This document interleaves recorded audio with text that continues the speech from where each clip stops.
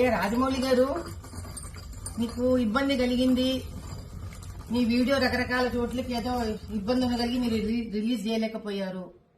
ఎవరి కష్టాలు వాళ్ళకు ఉంటాయి, కాదనట్లేదండి. కానీ ఆంజనేయ స్వామి వెనకుండి నడిపిస్తాడు అని మీ నాన్నగారు అన్నారు. అది ఇప్పుడు భావ్యంగా అనిపించట్లేదు మీకు అన్నారు కదా. పోనీ బాహుబలి సినిమాలో కోట్లు సంపాదించారు కదండి, శివలింగాన్ని ఎత్తిపించి పాపం ప్రభాస్ గారితో. అప్పుడేమన్నా శివుడి మీద ఏమైనా దానకం చదివారా మీరేమన్నా? ఏ శివాలయానికి ఏమన్నా దాన ధర్మాలు చేశారా? ఆ రోజు చేసింది లేదు, ఈ రోజు తిట్టుకోవడం ఎందుకండి ఆంజనేయ స్వామిని చెప్పండి.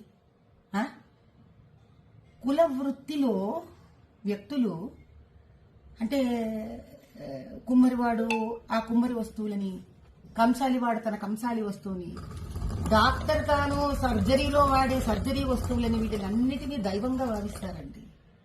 భగవంతుడు డబ్బు సంపాదనకి వాడుకోండి, కాదనట్లేదు.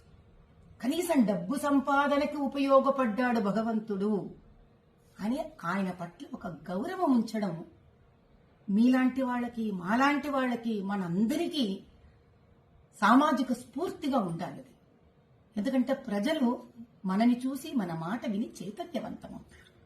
అంత వేలలాగా మీరు ఎవరో ఏదో షాట్లు మీకు కొట్టేశారు కాబట్టి మీకు ఆంజనేయ స్వామి వెనక లేడని మీరు భావించడం, ఆ తర్వాత వెంటనే సమస్య తీరిపోగానే చిన్నపిల్లలాగా వేసేసుకోవడం, ఇంకా నిలకడెక్కడుంది రాజమౌళి గారు మీ అంత పెద్ద మనిషికి కూడా.